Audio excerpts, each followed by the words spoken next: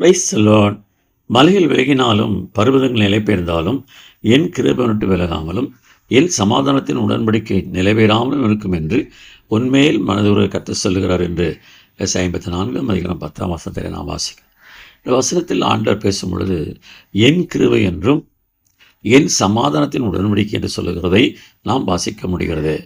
நம்முடைய முற்பிதாக்களாகிய நோவா, ஆபிரகாம், யோபு, தாவீது, யாக்கோபு என்பவர்கள் எல்லாரும் தங்களுடைய தேவ பயத்தினாலும் உத்தமத்தினாலும் நீதிக்குறி காரியங்களை செய்து தேவனுடைய பெரிதான கிருபையையும் அவருடைய சமாதானத்தின் உடன்படிக்கையும் அவர்கள் சுதந்திரித்துக் கொண்டார்கள்.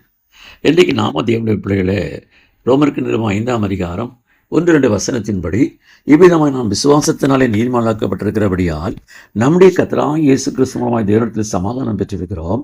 அவர் மூலமாய் நாம் இந்த கிருபையில் பிரவேசிக்கும் சாக்கியத்தை விசுவாசத்தினால் பெற்று நிலை கொண்டிருந்து தேவ மகிமை அடைவோம் என்கிற நம்பிக்கையினால் மேன்மை பாராட்டுகிறோம் என்று சொல்லி எழுதியிருக்கிறதை நாம் வாசிக்கிறோம்.